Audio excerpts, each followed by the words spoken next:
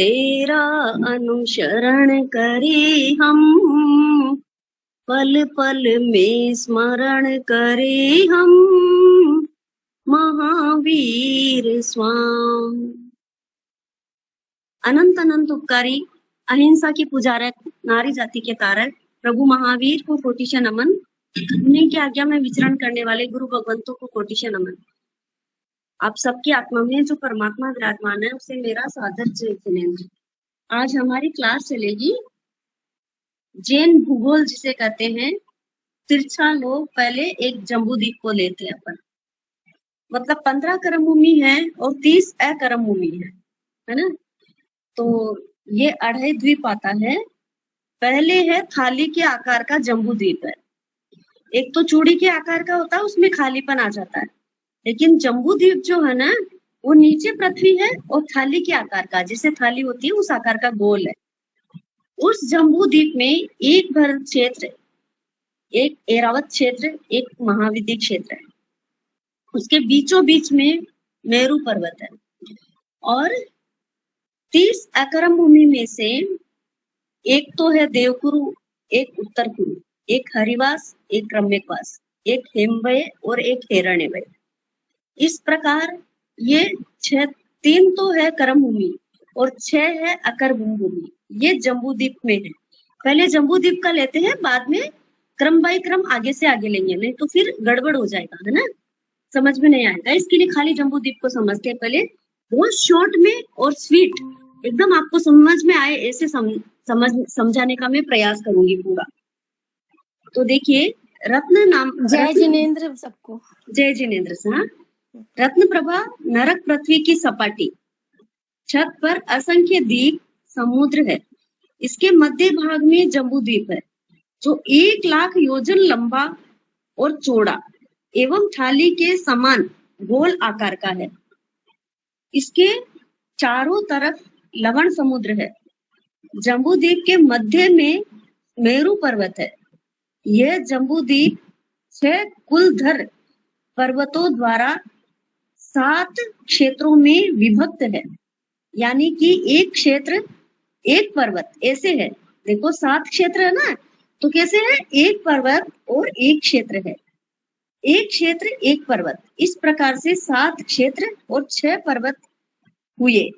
अब इन सबको हम विस्तार से समझते हैं, है ना।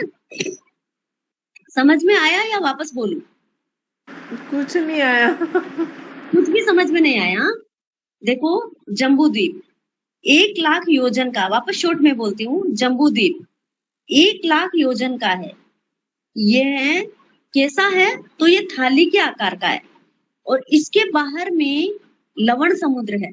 अब इसके अंदर बीचों बीच जो है मेरू पर्वत है, मेरू पर्वत है। फिर इसके अंदर वापस 7 क्षेत्र है, 7 क्षेत्र हैं और 6 पर्वत हैं। क्रम बाय क्रम आते हैं इसके अंदर। एक पर्वत आता है, एक क्षेत्र आता है, एक पर्वत आता है, एक क्षेत्र आता है।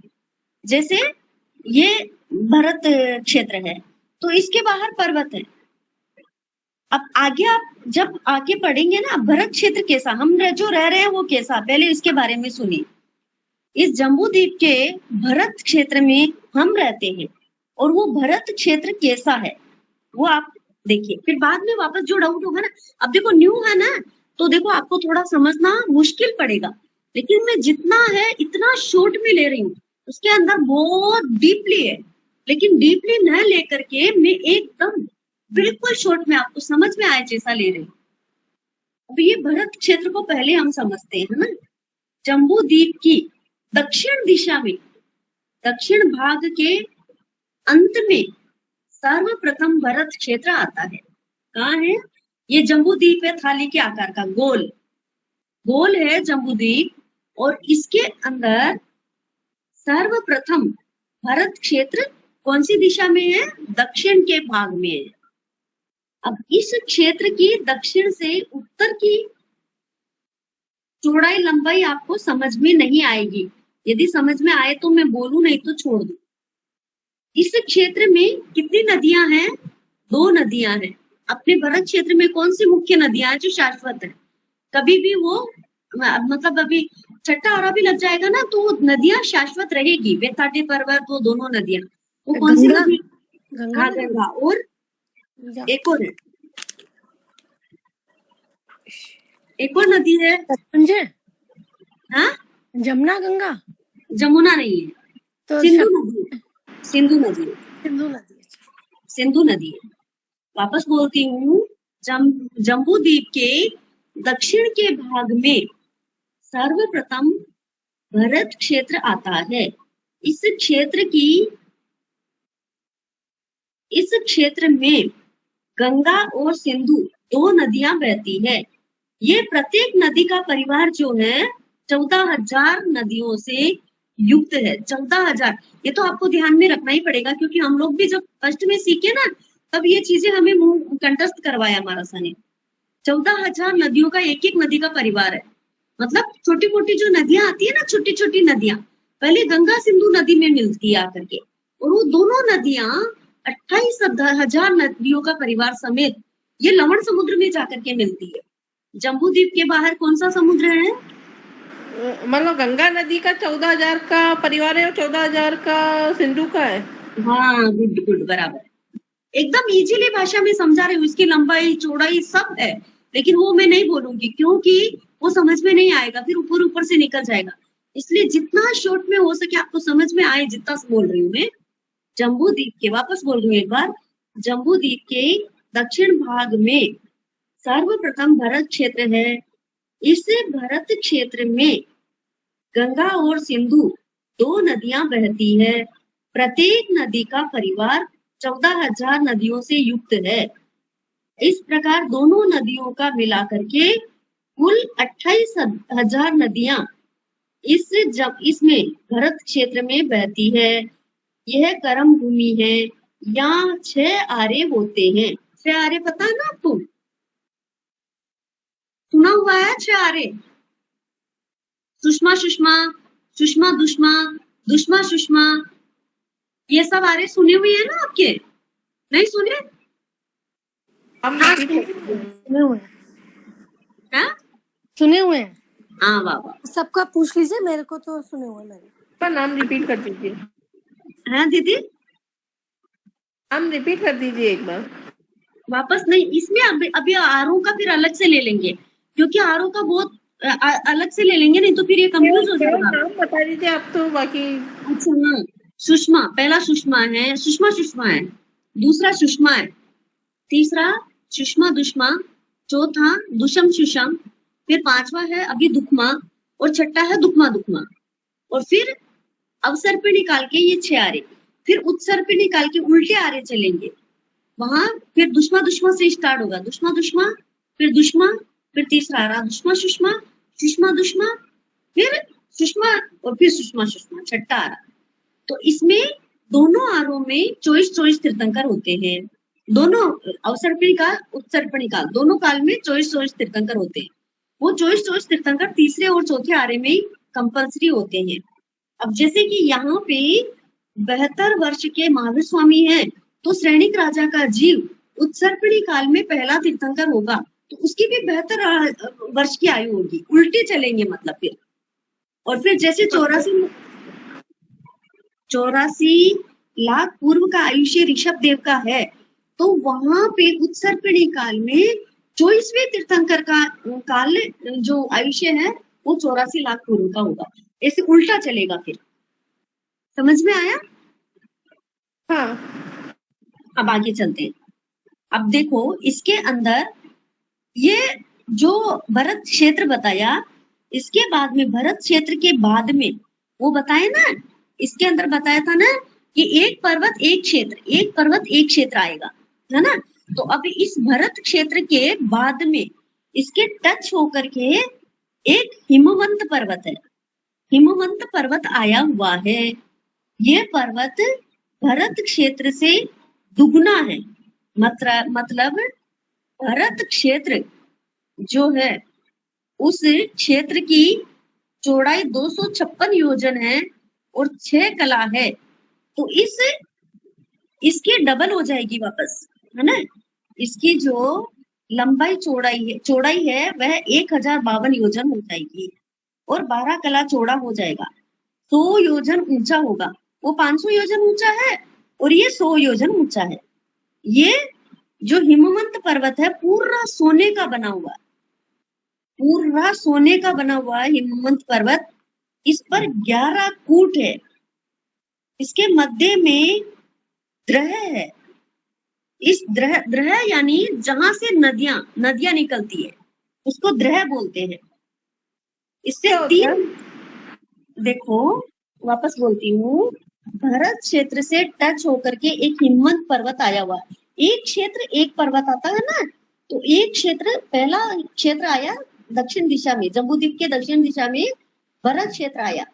इस क्षेत्र के बाजू में आएगा हिमवंत पर्वत।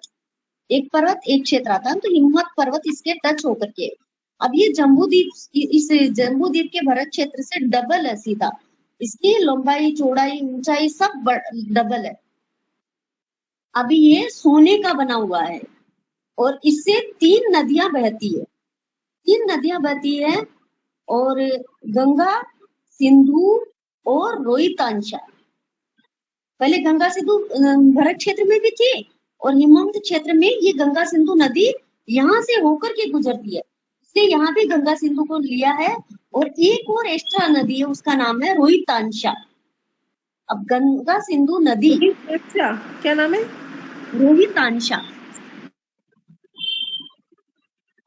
रोहितांशा नदी है। गंगा सिंधु नदी पद्म द्रह से निकल करके, द्रह होते हैं, एक द्रह होते हैं जहां से गंगा सिंधु नदियां निकलती है, उसको द्रह बोलते हैं। तो निकलकर भरत क्षेत्र में बहती है। ये रोहितांशा नदी हिमवंत क्षेत्र के पश्चिम भाग में बहती है। इस द्रह की देवी का नाम श्री देवी है। मुख्य मुख्य बातें बता रही हूँ, बहुत डीप में नहीं जा रही हूँ, मुख्य मुख्य बातें बता रही हूँ। आप वापस एक बार रिवीजन कर रही हूँ। क्या भरत, टॉपिक ले रहे हो? ये तिरछा लोक ले रही हूँ अभी मैं, तिरछा लोक। जम्बूद्वीप का वर्णन बता रही हूँ। अच्छा अच्छा। जम्बूद्वीप के दक्षिण दिशा में भरत क्षेत्र है। वापस बोल देती हूँ जो नए आए हैं उनके लिए। भरत क्षेत्र के ये इस क्षेत्र की चौड़ाई जो है 256 योजन है। वो मैं नहीं बताई थी क्योंकि याद नहीं रहेगा, इसके लिए 6 कला है। इसके इस क्षेत्र में 2 नदियां बहती है जिसका नाम है गंगा नदी और सिंधु नदी। इस एक एक नदी का परिवार 14,000 नदियों का से परिवार युक्त है ये, और दोनों का मिलकर के 28,000 नदियां बहती है।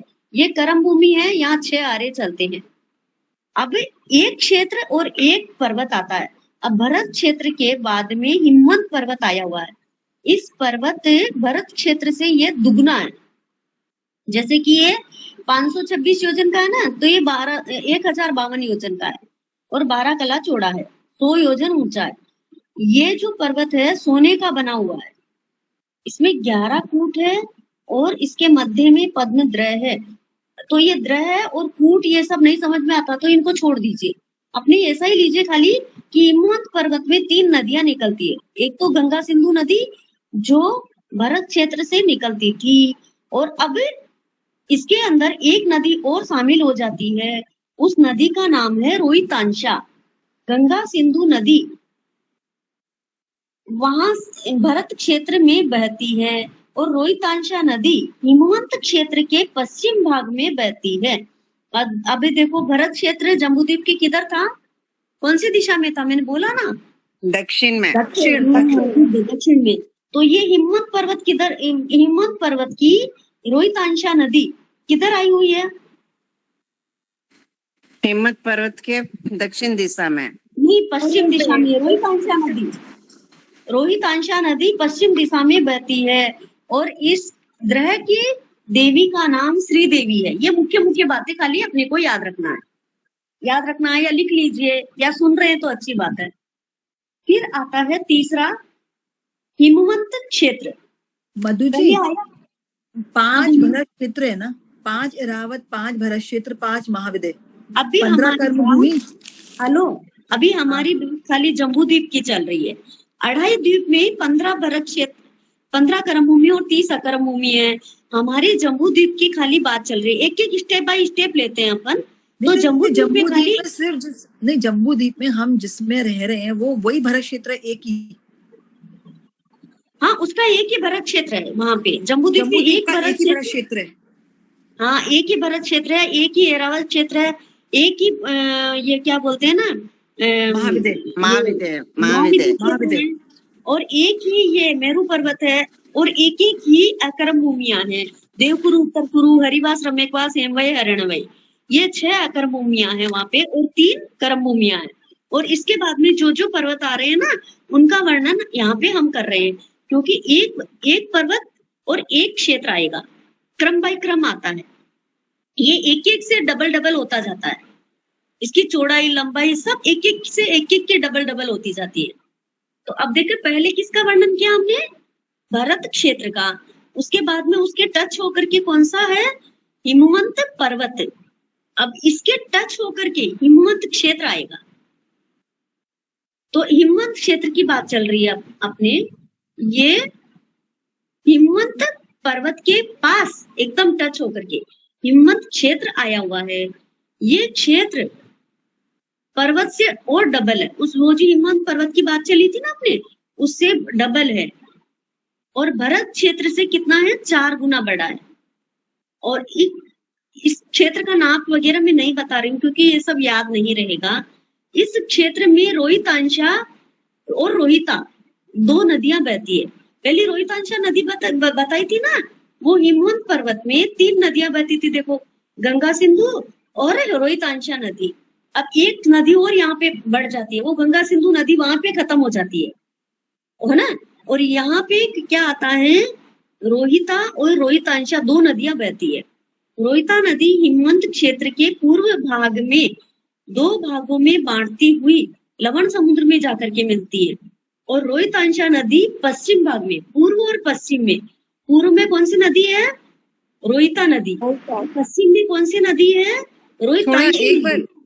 ये हाँ, आपने हाँ। क्या बोला? भरत क्षेत्र से 3 गुना ज्यादा हिमवंत 4 क्षेत्र? 4 गुना बड़ा है। भरत क्षेत्र से 4 गुना बड़ा है, और हिमवंत पर्वत से वापस दुगुना है, क्योंकि हिमवंत पर्वत उस भरत क्षेत्र से डबल था, तो हिमवंत पर्वत से ये डबल है वापस हिमवंत क्षेत्र। 2 नदियां कौन कौन सी नदी है वहां पे? बोलो। रोहितांशा और रोहिता। गुड। और पूर्व में कौन सी नदी बहती है? रोहिता। और रोहितांशा कौन सी दिशा में बहती है? पश्चिम में, पश्चिम में, है ना। और फिर ये लवण समुद्र में जाकर के मिल जाती है। अब एक एक नदी का इनका परिवार है 28,000 नदियों के परिवार से युक्त है, और दोनों के मिलाकर के कुल नदियों का परिवार है 56,000 नदियां। ये अकर्म भूमि है। यहाँ पे हमेशा तीसरा आरा ही होता है। हिमवंत क्षेत्र में हमेशा, जैसे हमारे आदिनाथ भगवान जन्मे थे ना तीसरे आरे में, वैसे तीसरा आरा ही होता है। यहाँ पे तो कर्म भूमि स्टार्ट हो गई थी आदिनाथ भगवान जन्म लेने के बाद में, लेकिन वहां पे कर्म भूमि स्टार्ट नहीं होती। असी मसीह क्षेत्र का कृषि का व्यापार आदि नहीं चलता, वह अकर्म भूमि ही रहेगी, वहां पे युगलिक ही जन्मेंगे। हिमवंत क्षेत्र में युगलिक ही जन्मते हैं। हाँ, हिमवंत क्षेत्र में युगलिक ही जन्मेंगे। अकर्म भूमि है हिमवंत क्षेत्र, अकर्म भूमि है, वो अकर्म भूमि है। चलो आगे, हो गया? समझ में आ गया? नहीं, 1 मिनट रुकिए। हाँ हाँ ठीक।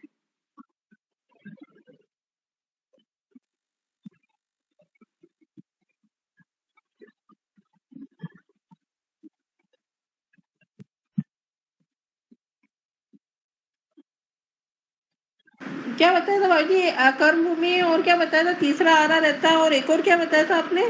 देखो, वापस एक बार पूरा वापस रिवीजन कर लेती हूँ ना, तो सबके एक बार और हो जाएगा ना। हिमवंत पर्वत के बिल्कुल पास में हिमवंत क्षेत्र आया हुआ है। ये क्षेत्र हिमवंत पर्वत से दुगुना है, और भरत क्षेत्र से 4 गुना बड़ा है। और यहाँ पर रोहिता और रोहितांशा 2 नदियां बहती है। ये रोहिता नदी हिमवंत क्षेत्र से पूर्व की पूर्व के 2 भागों को बांटती हुई जाती है और लवण समुद्र में मिलती है। और रोहित अंशा नदी पश्चिम के 2 भागों को बांटती हुई पश्चिम के लवण समुद्र में मिलती है। प्रत्येक नदियां 28,000 नदियों के परिवार से युक्त है। इस प्रकार इस क्षेत्र में कुल 56,000 नदियां बहती है। यह अकर्म भूमि है और यहाँ हमेशा तीसरा आरा ही होता है। फिर आता है महाहिमवंत पर्वत। अब वो क्षेत्र हो गया ना हिमवंत क्षेत्र। अब महाहिमवंत पर्वत, एक पर्वत एक क्षेत्र है ना, तो इसके टच होकर के महाहिमवंत पर्वत आएगा। हिमवंत क्षेत्र के पास महाहिमवंत पर्वत आया हुआ है। यह पर्वत हिमवंत क्षेत्र से दुगुना है, यानी यह पर्वत भी सोने का बना हुआ है और इस पर 8 कूट है। इसके मध्य में महापद्म द्रह है। इस द्रह से हरिकांता और रोहिता ये 2 नदियां निकलती है। पहले रोहिता नदी तो उसमें भी आई थी ना हिमवंत क्षेत्र में, एक उस क्षेत्र की आएगी और एक नदी न्यू है, उसका नाम है हरिकांता। हरिकांता और रोहिता 2 नदियां निकलती है। रोहिता नदी हिमवंत क्षेत्र के पूर्व भाग में बहती है और हरिकांता नदी हरिवर्ष क्षेत्र के पश्चिम भाग में बहती है। इस ग्रह की देवी का नाम रिम देवी है। पहले श्री देवी नाम आया था, अभी रिम देवी है। मधु जी, क्या नाम है? मैं बाकी सबसे पूछूं, सबको समझ में आ रहा है ऐसे? हाँ हाँ, दीदी सबको समझ में थोड़ा आ रहा है। फास्ट हो रहा है। वो फास्ट हो रहा है। जब तक पिक्चर क्लियर सामने नहीं होगी नहीं समझ में हाँ, आएगा मधु नहीं, जी। आपको धीरे धीरे समझिए, कोई बात नहीं, आप बोल दीजिए। इसमें और कुछ भी न्यू नहीं है। देखो मैं मुंह से समझा देवी कौन सी थी इसमें? क्या? इसमें देवी का क्या नाम था? री देवी। पर्वत क्या? पर्वत नाम में समझ में- देखो पर्वत में देवियां आती है, उसमें श्री देवी थी, किसमें? हिमवंत पर्वत में। और यहाँ पे ह्री देवी है, पहले श्री देवी अभी ह्री देवी। अब देखो, अब मुंह से मैं एकदम इजीली है, आप समझो तो। देखो इसमें कुछ पर भी नहीं मधु है। जी यहाँ अपन नहीं जा सकते हैं, हाँ, हम लोग नहीं जा सकते यहाँ पे। ये अपन नहीं क्षेत्र जा सकते ना, दूसरे क्षेत्र में कहाँ जाएंगे? नहीं जा सकते वहां पे, तो नहीं, फ्लाइट जैसे भी आप नहीं बोल रहे हैं ना, जाएंगे। गंगा और जो सिंधु नदी है वो मतलब उसके जो 14,000 परिवार हैं और वो जाके लवण समुद्र में मिल जाती है हाँ और वो भरत क्षेत्र को टच करता है। हाँ, भरत क्षेत्र में ही है दोनों नदियां। हिमवंत पर्वत हाँ, मतलब टच करता है तो जा नहीं सकते, वो मैं पूछ रही हूँ। नहीं जा सकते, अच्छा नहीं जा सकते। अच्छा, ठीक है। या कोई मित्र देव लेकर के जाए तो बात अलग है।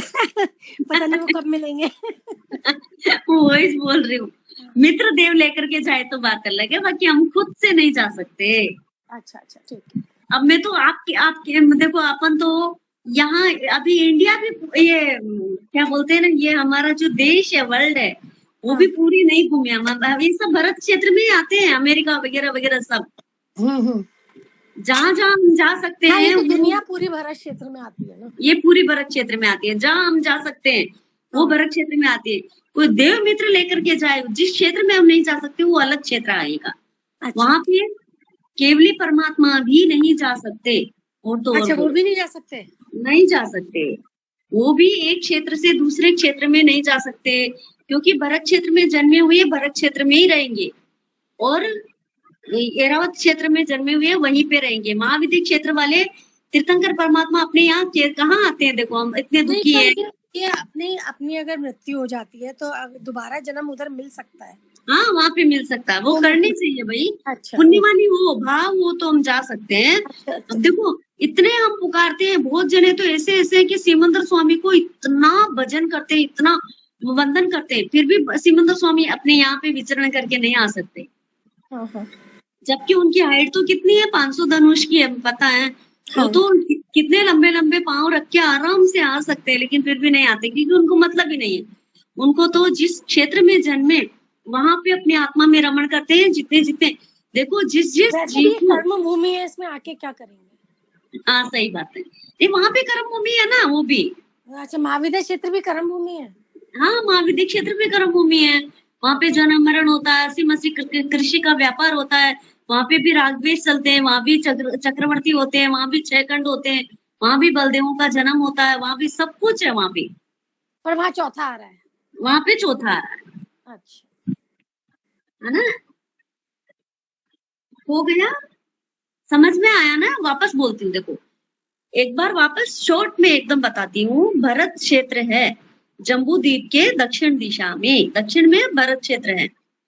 भरत क्षेत्र में क्या है, 2 नदियां हैं। मेन बात तो ये है, गंगा सिंधु नदी है। प्रत्येक नदी का परिवार 14,000 नदियों से परिवार से युक्त है। भाभी जी तीनों- एक मिनट, जो ये गंगा हाँ। सिंधु नदी आप कह रही हैं, जो यहाँ पर गंगा सिंधु नदी बह रही है, वही है? हाँ वही है, अच्छा, वही है। और वो 14,000 नदियों के परिवार से युक्त है। फिर वह मतलब उसकी 14,000 नदियां हैं, मतलब नहीं, ब्रांचेस। 14,000 छोटी मोटी नदियां पहले उनमें जाकर के मिलती है। अच्छा, मिलती है 14,000 नदियां इस पे आकर के गंगा। गंगा नदी में 14,000 नदियां जाकर के मिलती है, और फिर 14,000 नदियों के परिवार से वह लवण समुद्र में जाकर के वो गंगा नदी जाकर के मिलती है। और लवण ऐसे की समुद्र में जाके, अच्छा यहाँ तक हाँ। समझ में आया। ये भरत क्षेत्र में सारी कंट्री सब आ जाएगी, पूरी दुनिया आ जाएगी? हाँ आ जाएगी पूरी। बस यही भरत क्षेत्र है, इससे आगे तो कुछ भरत क्षेत्र नहीं हाँ, है? मतलब कुछ भी नहीं है, कुछ भी नहीं है। अपन जैसे अमेरिका, ये ऑस्ट्रेलिया, ये सारे सब है, सब है, सब है। ये सब भरत क्षेत्र है। ये भरत क्षेत्र है। और ये क्या करते हैं वहाँ भरत क्षेत्र। हाँ बराबर। और सिंधु नदी का परिवार भी 14,000 नदियों से युक्त है। अब ये क्या है, दोनों का मिलाकर के 28,000 नदियों का परिवार होता है। और ये सभी नदियां जाकर के फिर बाद में ये गंगा सिंधु दोनों के अंदर तो ये 28,000 नदियां आती है, और ये फिर लवण समुद्र में दोनों ही जाकर के मिलती है। तो 28,000 नदियों का परिवार समेत ये गंगा सिंधु नदी लवण समुद्र में जाकर के मिलती है, जहाँ पे 6 आरे होते हैं।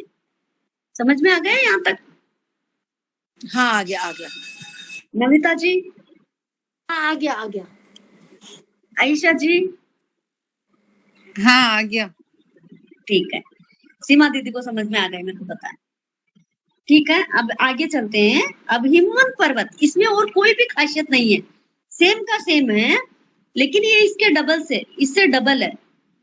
अभी एक क्षेत्र और एक पर्वत आता है जम्बू द्वीप में, तो एक क्षेत्र आ गया भरत क्षेत्र, इससे इसके पास में ही है हिमवंत पर्वत। अब ये पर्वत क्या है, इससे डबल है, भरत क्षेत्र से डबल है। इसकी लंबाई, चौड़ाई, ऊंचाई। जम्बू द्वीप का कौन सा पर्वत है? जम्बू द्वीप, द्वीप है ये, द्वीप है। द्वीप इसके के साथ अंदर लगा हुआ ये पर्वत चीज़- आता है, फिर एक हिमवंत पर्वत आता है ना। हिमवंत पर्वत है ना। हाँ, देखो तो एक द्वीप और एक पर्वत ऐसे आते हैं। हाँ, ये हिमवंत क्षेत्र का बता रही है। हाँ, हाँ, देखो वापस बोलती हूँ, ये जम्बू द्वीप के अंदर ही आते हैं ये सब। भरत क्षेत्र, हिमवंत पर्वत, फिर हिमवंत क्षेत्र आएगा, और फिर महाहिमवंत पर्वत आएगा। ऐसे तो एक ऐसे क्षेत्र कितने आते हैं जम्बू द्वीप में? मैंने बोली ना, 7 क्षेत्र और 6 पर्वत आएंगे, अच्छा, 7 क्षेत्र और 6 पर्वत, है ना। तो एक एक का विस्तार से बता रही हूँ मैं, क्योंकि न्यूज सुनेंगे तो बार बार सुनेंगे तो अपने को आएगा। ये नई चीजें देखो ऐसी है कि हम बार बार सुनेंगे ना तो अपने को आएगी। बाकी है इजी, कोई खास बात नहीं है, क्योंकि मैं डीप में नहीं जा रही, एकदम ऊपरी ऊपरी बातें, जो मेन बातें वो बता रही हूँ। अब हिमवंत पर्वत है ना, तो हिमवंत पर्वत क्या है, ये कहाँ है, दुगुना है इससे, भरत क्षेत्र से, ये बात है इसमें मेन। और ये सोने का बना हुआ है, ये पर्वत सोने का बना हुआ है। यहाँ पे 2 चीजों को आपको ध्यान में रखना है। 11 तो फूट है, और इसके मध्य में पद्म द्रह है। द्रह ऐसी चीज है जहां से नदियां बहती है, जहां से नदियां निकलती है। अब वो जो नदियां हैं, ये गहरा कूट क्या हुआ? कूट एक बताऊं आपको, गड्ढा जैसा? हाँ अच्छा। द्रह है, द्रह से 3 नदियां निकलती है, गंगा, सिंधु और रोहितांशा। जो भरत क्षेत्र में गंगा सिंधु थी ना, वो हिमवत पर्वत से होकर के गुजरती है। और एक नदी और एक्स्ट्रा है, वो है रोहितांशा। इस द्रह, यहाँ पे जो द्रह है ना, जो आप खड्डा बोल रहे हैं, उसके देवी का नाम है श्रीदेवी। क्योंकि बिना देवी देवताओं के ये चीजें वश में नहीं रहती। लवण समुद्र में हजारों देवी देवता रहते हैं, तब जाकर के उसके पानी को रोक पाते हैं। पता है, बड़े बड़े कुड़छे लेकर के, और उनके वहां पे लवण समुद्र के अंदर पानी को उलीचते रहते हैं। उनका नंबर लगता है देवी देवताओं का, कि इतने देवता पूर्व, पश्चिम, दक्षिण, उत्तर, जहां भी है, चारों दिशाओं के अंदर जो है देवता रहना, और उनकी ड्यूटी लगती है वो काम करने की। और जो भरत क्षेत्र में, एरावत क्षेत्र में, है ना, और ये जो महाविद्य क्षेत्र में, वहां पे तीर्थंकर है, तपस्वी मुनिराज है, तपस्वी श्रावक श्राविकाएं हैं। उन सबके तप के प्रभाव से लवण समुद्र का पानी रुका हुआ है, नहीं तो 1 सेकंड में हमको बहा करके ले जाए, इतना पानी है। लवण समुद्र ये जो हमारे दिख रहा है ना, ये लवण समुद्र नहीं है कहते हैं। वो लवण समुद्र तो उसके बारे में सोचो ना, और उसकी जो आप उसके बारे में सुनेंगे ना, तो रोंगटे खड़े होते, इतना पानी है वहां पे, पत्थर के जैसे। पूर्णिमा के दिन उसमें ज्यादा उफान आता है। हैं? पूर्णिमा के दिन उसमें ज्यादा उफान आता है ना? हाँ, आता है पूर्णिमा के दिन। पूर्णिमा के दिन बहुत उफान आता है। तब क्या, एक एक लहरों को असंख्यात देवी देवता बैठ बैठ करके, और फिर उन लहरों को रोकते हैं। और उसके चारों तरफ पानी इतना जमा हुआ है, जैसे आपको क्या बताऊं, हिल भी नहीं सकता, इतना पानी है। मतलब जैसे वो आइस कैसे जमती है, वैसे चारों तरफ पानी, जमा हुआ पानी है। अब उनकी जो लहरें आती हैं, उनको असंख्यात देवी देवता, हजारों देवी देवता कुर्सी से लेकर के चारों दिशाओं में वो उलीचते रहते हैं। और भरत क्षेत्र, ऐरावत क्षेत्र, महाविद्य क्षेत्र में जो तपस्वी मुनिराज है, तीर्थंकर है, उनके तप के प्रभाव से वो पानी रुका हुआ है, ऐसा बोलते हैं, है ना। अब ये हो गया। अभी हिम्मत पर्वत के पास में हिम्मत क्षेत्र है वापस। अब हिम्मत क्षेत्र क्या है, हिम्मत पर्वत से दुगना है। और इसके अंदर क्या है, इस क्षेत्र के मध्य भाग में वेताड्य पर्वत है। इस क्षेत्र में रोहिता और रोहितांशा 2 नदियां निकलती है। रोहिता नदी पूर्व दिशा में हिमवंत क्षेत्र के, और रोहितांशा नदी पश्चिम भाग में। इन दोनों नदियों का परिवार जो है ना, एक एक नदी का परिवार 28 हजार नदियां, क्योंकि डबल है ना, वहां पे 14 हजार नदियों का परिवार था, यहाँ पे 28 हजार नदियों का परिवार है। तो दोनों नदियां कौन सी नदियां बोली मैं अभी? रोहितांशा और रोहिता। हाँ, इन दोनों का मिलाकर के 56,000 नदियों का परिवार है। यहाँ पे अकरम भूमि है, ये हिमवंत क्षेत्र, और यहाँ पे तीसरा आराई होता है। यहाँ पे 6 आरे नहीं होते। भरत क्षेत्र में 6 आरे होते थे, और इसकी विशेषता ये है कि यहाँ पे तीसरा आराई होता है, 6 आरे यहाँ पे नहीं होते। ये अकरम भूमि है, यहाँ पे युगलिक जन्म लेते हैं। समझ में आया? हाँ नमिता जी समझ में आया? सीमा दीदी? हाँ, आगे आगे। आइए। अब इसमें और कोई भी खास बात नहीं है, सब डबल डबल होते जाएंगे, और नदियां का नाम चेंज होता जाएगा, और ग्रह देवियों का नाम चेंज होता जाएगा, बस इतना ही, उसमें और कुछ भी नहीं है। तो अब हिम्मत क्षेत्र आया, तो इसके पास में क्या आएगा बोलो? एक क्षेत्र और एक क्या है? पर्वत। तो महाहिम्मत पर्वत या इसके पास में आएगा। ये पर्वत इससे डबल है, हिम्मत क्षेत्र से डबल है। ओके, और इसमें 8 कूट है, और महापद्म द्रह है। कूट और द्रह इसमें किसमें आएंगे? पर्वत पर आएंगे, क्षेत्र में नहीं आएंगे। अब इसमें दो नदियां बहती है, हरिकांता और रोहिता, दो नदियां बहती है। अब रोहिता नदी तो पूर्व भाग में बहती है हिमवंत क्षेत्र के, मतलब ये जो महाहिमवंत क्षेत्र है इसके, और हरिकांता नदी हरिवर्ष क्षेत्र के पश्चिम भाग में बहती है, क्योंकि अभी पर्वत आयन तो इसके पास में हरिवर्ष क्षेत्र आएगा। तो हरिवर्ष क्षेत्र के पश्चिम में ये नदी बहती है। कौन सी? हरिकांता नदी। दो नदियां हैं, रोहिता नदी और हरिकांता नदी। तो रोहिता नदी तो हिमवंत क्षेत्र के पूर्व भाग में बहती है और हरिकांता नदी हरिवर्ष क्षेत्र के पश्चिम भाग में बहती है, क्योंकि महाहिमवंत पर्वत आया ना, इसके पास में हरिवर्ष क्षेत्र आएगा। और इस ग्रह की देवी का नाम री देवी है। अब वापस पर्वत के पास में क्या आएगा? पहले क्षेत्र आया, फिर पर्वत आया, फिर क्षेत्र आया, फिर पर्वत आया। अब क्या आएगा वापस? महाहिमवंत क्षेत्र। महाहिमवंत क्षेत्र नहीं, हिमवंत क्षेत्र, महाहिमवंत पर्वत आया। अब महाहिमवंत क्षेत्र नहीं आएगा, इसका नाम है हरिवर्ष क्षेत्र। हरिवर्ष, यहाँ पे नाम चेंज हो गया, हरिवर्ष क्षेत्र है। तो हरिवर्ष क्षेत्र भी महाहिमवंत पर्वत से डबल है। और इसमें कौन सा पर्वत आएगा?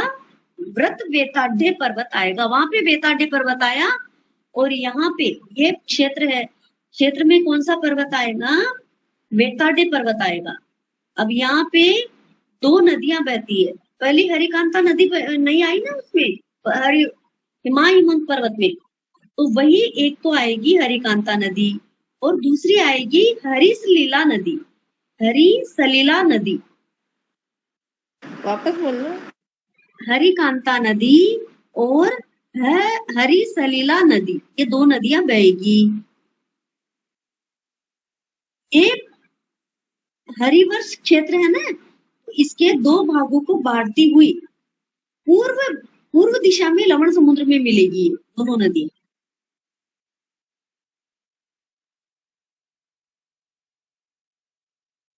हरिकांता पश्चिम के दो भागों को बांटती हुई पश्चिम के लवण समुद्र में मिलेगी। हरिसलीला नदी तो पूर्व दिशा में लवण समुद्र में मिलेगी और हरिकांता नदी पश्चिम दिशा में लवण समुद्र में मिलेगी। अब इसको डबल समझ लेना। 56,000 नदियों के परिवार से एक एक नदी युक्त है और 1,12,000 नदियां दोनों की मिला करके हैं। ये अकरम भूमि है, यहाँ पे दूसरा आरा चलता है, वहां पे तीसरा आरा चलता था हिमवंत क्षेत्र में। अब हरिवर्ष क्षेत्र में दूसरा आरा चलेगा, हमेशा दूसरा आरा ही रहता, मतलब इसमें।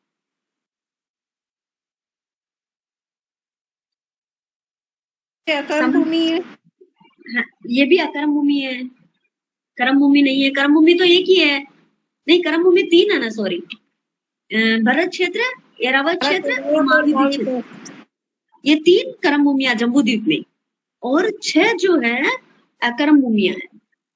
अब ये हरिवर्ष क्षेत्र आया तो इसके पास में क्या आएगा? अब पर्वत आएगा ना, एक क्षेत्र और एक पर्वत, तो निषद पर्वत। निषद पर्वत इसके पास में आएगा, हरिवर्ष क्षेत्र के पास में। निषद, क्या नाम बोला? निषद षटकोण वाला निषद पर्वत यहाँ पे आएगा। अब हरिवर्ष क्षेत्र के पास में निषद पर्वत आया। अब ये हरिवर्ष क्षेत्र से दुगना है, एक एक डबल होता जाएगा, इनकी लंबाई चौड़ाई सब डबल। और ये भी, ये कौन से कलर का? लाल सोने का बना हुआ है, वो दोनों सोने के थे। और ये कौन से पर्वत थे? पहले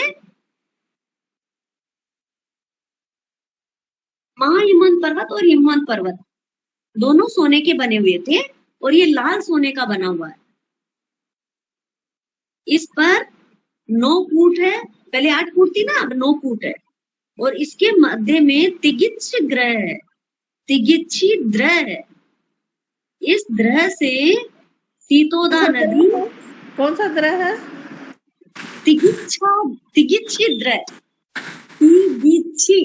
मधु जी, हाँ बोलिए। ये जो आप बोल रहे हो ना सोने का बना, तो ये रियल में सोना है या सोने जैसा वर्ण है? नहीं, रियल में सोना, पृथ्वी का सोना है ना, हैं? रियल में सोना है जी, चाला के लेवन है। न्याल रह जावा। न्याल वे जाओ। हाँ। अरे अपना ना सोनो बनावा जो कना न्याल ही न्याल हाँ बराबर बात है। वना वेर अंतर माता पुड़ी कौन कह रही हो रही।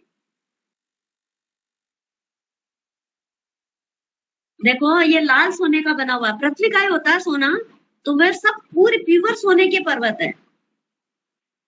और हम भी जाके आए होंगे पृथ्वी काय के बन करके, तो वहां पे रहे होंगे कब पता नहीं। 22,000 वर्ष है उत्कृष्ट स्थिति पृथ्वी काय की, तो हम कितने वर्षों तक वहां रहेंगे होंगे, कितनी बार किसको पता। कहते हैं ना कि असंख्यात बार एक एक उद्गल को में हम जन्म ले चुके हैं, एक एक उद्गल की स्पर्शना हम कर चुके हैं। तो यहाँ पे निषद पर्वत, वापस बोल रही हूँ, निषद पर्वत है, ये हरिवर्ष क्षेत्र से दुगना है, ये लाल सोने का बना हुआ है। यहाँ पे नौकूट और तिकिच्छी द्रह है, और यहाँ से 2 नदियां वापिस, सीतोदा नदी और हरिशलीला नदी। तो सीतोदा नदी तो बहेगी इस क्षेत्र के पूर्व में। नदी के नाम वापस से बोलना। नदियों के नाम वापस बोलो, सीतोदा नदी और हरी सलीला नदी, हरी सलीला नदी। और द्रह का नाम है, द्रह का नाम लिख लिया आपने? तिगिच्छा द्रह। तिगिच्छी द्रह। और नौकूट है यहाँ पे, ये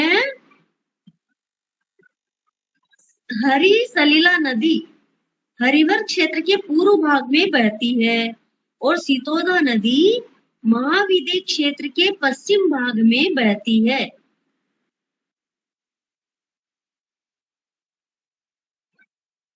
दोनों क्षेत्र के आसपास में बहती है, मतलब पर्वत में से दोनों नदियां निकलती है, पर्वत में से दोनों नदियां निकलती है, लेकिन दोनों एक क्षेत्रों के आसपास से निकलती है।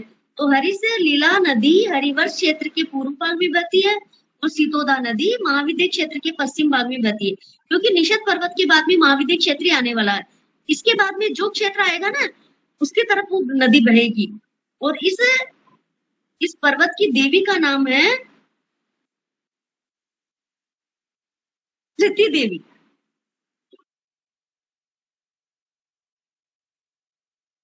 आगे बोलू, धृति धृति, आगे बोलू, समझ में आया यहाँ तक? क्लियर? धृति बोला आपने, धृति बोला? धृति धृति। सुषमा जी समझ में आ रहा है क्या? ऊपर से जा रहा है? काफी कुछ ऊपर से जा रहा है। मैं बुक खोल के बैठी हूँ, मेरे पास जम्बू द्वीप का वो भी है, मगर समझने की कोशिश कर रही हूँ। हाँ हाँ हाँ। कौन सी बुक है जी? एक तो जैन तत्व प्रकाश है, और हाँ, जैन तत्व प्रकाश में पूरा है जम्बूद्वीप का वर्णन। हाँ, मैं जैन तत्व प्रकाश से नहीं ले रही हूँ, मेरे पास में और अलग किताब है जिसमें शॉर्ट में दिया हुआ। और मेरे पास कुछ पिक्चर्स भी हैं जो हम पहले पढ़ते थे, हमने सब समझा हुआ था, पिक्चर्स भी है, मगर इतनी डिटेल में नहीं समझा था हमने। अच्छा अच्छा, हाँ, आप लिख लीजिए ना, नोट कर लीजिए, मूल बातें, बस नदियों का नाम चेंज होता है। जो सब नदियों के सारे नाम है, सब दिए हुए हैं पिक्चर डाल देना ना ग्रुप में, पिक्चर्स ग्रुप में डाल देना ना। हाँ, मैं डाल दूंगी इसकी फोटो। हाँ, मेरे पास में है, वो भी मैं फोटो खींच के और डाल दूंगी वापस। हाँ जी, क्योंकि जब तक पिक्चर नहीं होगी नहीं समझ में आएगा मधु जी सामने। नहीं, पिक्चर भी है, वो लिखा हुआ भी है, सब है, क्लियर है एकदम, मतलब बच्चे भी समझ सके, इतना अच्छा शॉर्ट में दिया हुआ है, इसीलिए मैं शॉर्ट वाली किताबें लेके आई हूँ। कौन सी बुक है जी? किस, मेरे पास में क्या?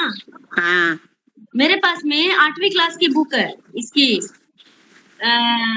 ये रतन इतेसी की। मंदिर वालों में, हाँ हाँ, उनमें से बच्चों की 8वीं क्लास की बुक है, इसमें इतना सुंदर ढंग से दिया हुआ है। तो जेनोलॉजी किया उसमें क्या? जेनोलॉजी नहीं है, ये वाटिका चलती है ना रायपुर में, सब जगह चलती है, कम से कम 150-200 वाटिका चलती है। अच्छा अच्छा, उसमें वहां पे मैं पढ़ाने के लिए जाती हूँ, 8वीं क्लास लेती हूँ। अच्छा। तो ये बच्चे भी मतलब आराम से समझ सके, इसमें शॉर्ट में बहुत सुंदर ढंग से दिया हुआ है। फिर महाविद्य क्षेत्र, इसके पास में निषद पर्वत के पास में महाविद्य क्षेत्र आ गया अपना।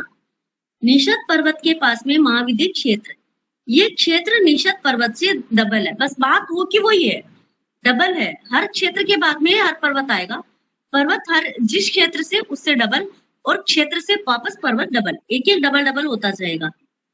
इसके मध्य में कौन सा पर्वत है? महाविद्य क्षेत्र के मध्य में कौन सा पर्वत है? ये तो सबको पता है। महाविद्य क्षेत्र के बीच में तो निश्चित पर्वत ही आता है। मेरू पर्वत, मेरू पर्वत तो जम्मू, मेरू पर्वत, मेरू पर्वत जम्मू है। द्वीप के बीच मध्य में आता है मेरू पर्वत। नहीं, लेकिन ये यहाँ पे ये बताया है इस क्षेत्र के माप। हाँ, अभी आपने जम्बूद्वीप के मध्य में बताया था। हाँ, जम्बूद्वीप के मध्य में, तो ये आ गया ना, 7वां क्षेत्र आ गया ना, तो मध्य में महाविद्य क्षेत्र है। महाविद्य क्षेत्र के बीच में बीचों बीच देखो 7 क्षेत्र है और 6 पर्वत है, तो ये बीचों बीच महाविद्य क्षेत्र आएगा। जम्बूद्वीप के बीचों बीच, महाविद्य क्षेत्र के बीचों बीच मेरू पर्वत आएगा। अब यहाँ पे 2 नदियां वापस, सीता नदी और सीतोदा नदी। महाविद्य क्षेत्र के पूर्व के भागों को बांटकर लवण समुद्र में मिलती है। कौन सी नदी? ये सीता नदी और सीतोदा नदी, दोनों नदियां। सीता नदी, सीता और सीतोदा, सीता और सीतोदा नदी। सीतोदा नदी पश्चिम भाग में 2 भागों को बांटती है, और सीता नदी पूर्व भाग को 2 भागों में बांटती है, और लवण समुद्र में जाकर के दोनों नदियां मिलती है। महाविद्य क्षेत्र में गजदंत पर्वतों के बीच में, गजदंत पर्वतों के बीच में गज के आकार के, जैसे गज होता है ना, गज के वो दोनों और वो जो दांत निकलते हैं, दोनों ओर इसके हाथी के दांत निकलते हैं ना, वैसे गजदंत है, जैसे वो पर्वत है, उसके बीच में देवकुरु और उत्तर कुरु 2 क्षेत्र आए हुए हैं। वो क्या है? अकरम भूमियां दोनों। और महाविद्य क्षेत्र की क्या विशेषता है? 32 विजय है और 12 अंतर नदियां यहाँ पे। 16 देवगुरु और उत्तर गुरु क्या बोला आपने? देवकुरु उत्तर कुरु भी एक क्षेत्र है, अकरम भूमियां दोनों।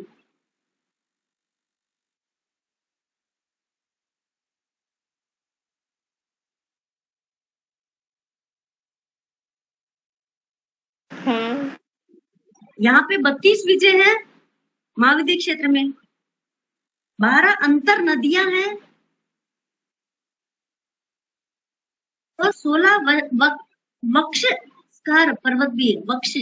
वक्ष किसे कहते हैं? छाती को। 12 अंतर क्या बोला? 12 तो नदियां हैं और 16 पर्वत है, और यहाँ बहने वाली नदियां जो है ना, वो सीता और सीतोदा नदी का परिवार इस प्रकार है। 12 नदी से पहले आपने क्या बताया था? 12 नदी, 32 विजय। 12 नदी, सीतोदा नदी पूर्व और पश्चिम को अलग करके 2 भागों में बंटती है। हाँ, और 16 ये पर्वत। 12 नदियों को लेके चलती है। विजय क्या होता है? विजय अपने भरत क्षेत्र से कई गुना बड़ी है। जो अपना देश है ना, भरत क्षेत्र, उसी वैसे वहां पे विजय, एक विजय भरत क्षेत्र से कई गुना बड़ी है। थी मैं ये विजय का, आप दोबारा बताएंगे एक बार? 32 विजय है, एक विजय। अभी देखो ये 20 तीर्थंकर है ना, तो एक महाविद्य क्षेत्र में 4 तीर्थंकर विचरण कर रहे हैं, और 5 महाविद्य के अंदर 20 तीर्थंकर विचरण कर रहे हैं। अब जम्बूद्वीप का जो महाविद्य क्षेत्र है ना, वहां पे 4 तीर्थंकर विचरण कर रहे हैं, जो जिन्हें हम क्या बोलते हैं? विहरमान बोलते हैं। विजय का मतलब है स्टेट। आप अपन ऐसे सिंपली समझ लो, अपन इंडिया में कितने सारे स्टेट्स है, दिल्ली, बॉम्बे, कलकत्ता जैसे है ना, चेन्नई, वैसे आप ऐसे समझ सकते हो। अपन वहाँ यहाँ स्टेट्स बोलते हैं, वहाँ विजय बोलते हैं, है ना। हाँ 32 विजय, हाँ बराबर। है ना? मधु जी, अभी मेरू हाँ पर्वत बोलो। डिवाइड करता है महाविजय क्षेत्र को, 16 इधर विजय 16 इधर, है ना, 32 हाँ विजय हाँ होते बराबर। टोटल। तो कितनी विजय में तीर्थंकर विचरण कर रहे हैं? अभी जम्बू द्वीप के इसमें महाविद्य क्षेत्र में 4 तीर्थंकर विचरण कर रहे हैं। 5 महाविद्य क्षेत्र है ना, तो 4 हाँ। तीर्थंकर विचरण कर रहे हैं, तो 20 विहरमान हो गए ना, 20 तीर्थंकर विचरण हाँ। कर रहे हैं वहाँ पे। और बाकी विजय खाली है, कोई तीर्थंकर नहीं है वहाँ पे। बाकी विजय खाली है वहाँ तो पे। चौथे देखो आरे में तीर्थंकर नहीं होते? कहाँ पे नहीं, हाँ नहीं, वहाँ पे तो हमेशा ही तीर्थंकर रहते हैं ना। आपने बोला ना कुछ विजय खाली है जिसमें कोई तीर्थंकर नहीं है, तो वे वो विचरण करते होंगे, मुझे नहीं पता भाई, लेकिन 4 विजयों के अंदर तीर्थंकर रहते हैं। अभी यहाँ के से वहां विचरण भी करेंगे ना, तो यहाँ के खाली रहेगी तो वहां जाएंगे ऐसे। एक तीर्थंकर दूसरे विजय में नहीं जा सकता ना, वो अपने ही विजय में विचरण करते हैं। विजय नहीं, वहां के वहां तो जा सकते हैं ना, पता नहीं, मेरे को भी नहीं पता ये तो। हाँ, एक तीर्थंकर दूसरे तीर्थंकर से मतलब इंटरेक्ट ऐसे आमने सामने नहीं आते। हाँ नहीं, लेकिन वो तो हाँ, जम्बू एक द्वीप उसमें 2 तीर्थंकर नहीं हो सकते ना, वो हाँ कहते नहीं मिलते तीर्थंकर हाँ, से नहीं तीर्थंकर मिलते, कभी भी नहीं मिलता। नहीं मिलते 2 तीर्थंकर। एक विजय और में एक तीर्थंकर विचरण करते, शायद वो मेरे ख्याल से दूसरे विजय में नहीं जाते हैं वो। नहीं जाते, तो वो बाकी की विजय खाली पड़ी है। हाँ, और वहाँ चौथा आरा चल रहा है। हाँ वहाँ पे चौथा आ रहा है। बाबू अकर्म भूमि नहीं हो गई? नहीं अकर्म भूमि नहीं है वहाँ पे, अस्सी मसी कृषि का व्यापार चलता है वहाँ पे, मोक्ष हो रहा है वहाँ पे, कर्म होता है, तो उसको अकर्म भूमि नहीं कहते। अकर्म भूमि का मतलब है वहाँ पे कोई कर्म नहीं होता, खाली वो कल्प वृक्षों से अपनी इच्छा पूर्ति करते हैं, और न मोक्ष होता न कुछ होता। जी, अकर्म भूमि नहीं है क्या जम्बू द्वीप में? नहीं जम्बू द्वीप की बात को नहीं आई ना, कह रहा है ये महाविद्य क्षेत्र में।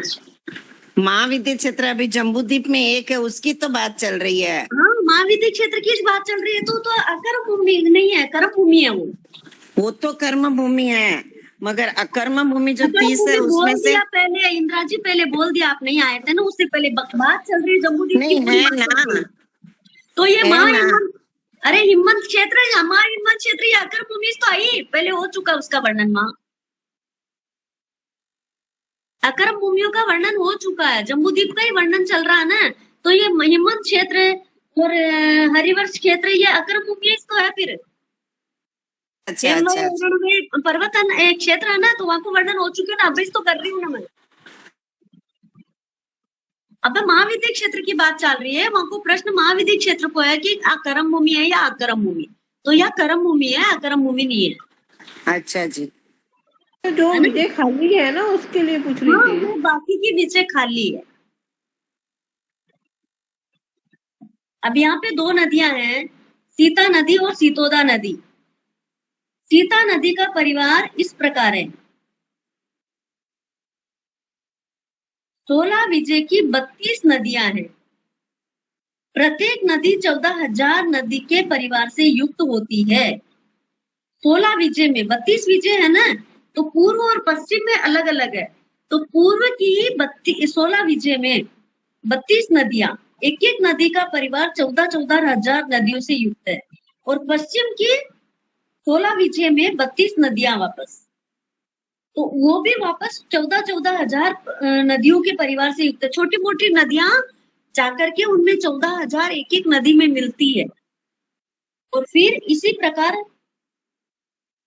ये नदियां, यहाँ पे चौथा आरा चलता है, और जो देवकुरु उत्तर कुरु, इसके बीच में जो हाथी के दांत के आकार के जो पर्वत है ना, उसके बीच में देवकुरु उत्तर कुरु क्षेत्र है, वो अकर्म भूमियां दोनों है, दोनों अकर्म भूमियां है। वहां पे कौन सा आरा चलता है? पहला आरा चलता है।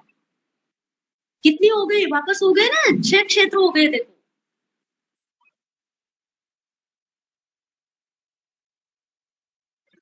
कर्म भूमिया मधु कौन जी, कौन सी है? मधु जी आज आप इतना ही रखिए क्योंकि बहुत हाँ ज्यादा इतना ही रखूंगी मैं, इतना ही रखूंगी क्योंकि फिर बाद आरती में का समझ लिंक में आ गया है।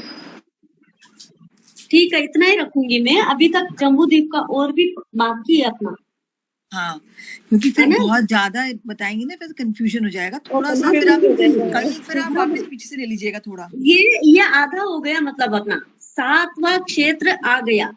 ये कौन सा महाविद्य क्षेत्र तक, एक पर्वत एक क्षेत्र, एक क्षेत्र एक पर्वत, ऐसे आ गया अपना। और यहाँ तक ही अपन आज रखते हैं। ठीक है, आप सबको मेरा सादर जय जिनेन्द्र। प्रभु की वाणी के विपरीत कुछ भी करने में आया हो तस्मित् क्षामि दुक्कडम। और भी जय डाउट्स हो कल वापस अपन क्लियर कर लेंगे। जय जिनेन्द्र। जय जय। थैंक यू मधु जी, इतनी मेहनत करी आपने हमारे लिए। हाँ, बहुत अच्छे से समझा रही हैं आप, अगर हमको समझ में आना चाहिए। समझ में आ रहा है या नहीं आ रहा वो बोलिए। ऊपर अभी ऊपर तो कुछ मधु नहीं देखिए, अभी पिक्चर क्लियर नहीं है, जबकि मैं तो पढ़ा हुआ भी है काफी कुछ।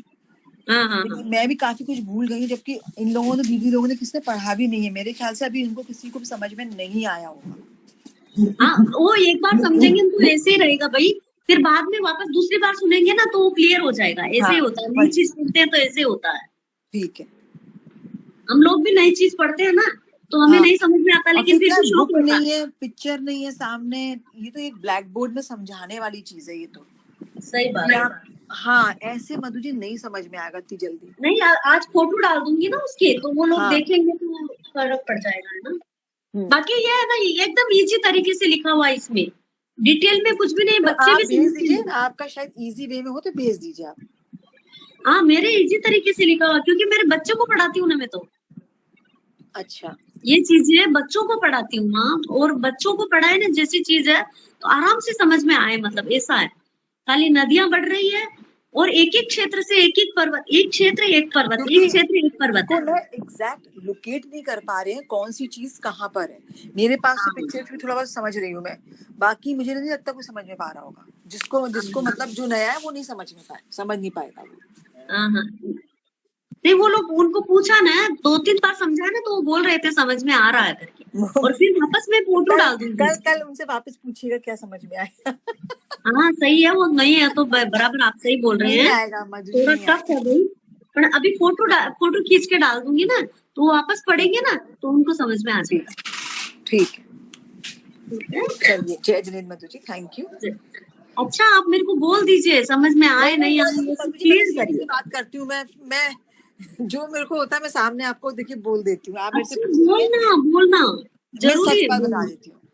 हाँ, अब परसों मैं भी इंडिया जा रही हूँ, दिल्ली पहुंच रही देखो हूँ। शंका यदि अंदर में रखते हैं ना तो नहीं समझ में आएगा। शंका नहीं, सही को बात है। सामने बोलेंगे तो, अभी देखो सबको शौक था, बहुत दिनों से बोल रहे थे सीमा दीदी सब कि 2.5 द्वीप का, वो 7 लोग का, ये 14 राजलोक का, ये सब समझना है करके। तो अब देखो इसीलिए मैं खाली जम्बू द्वीप को लेके बैठी हूँ आज।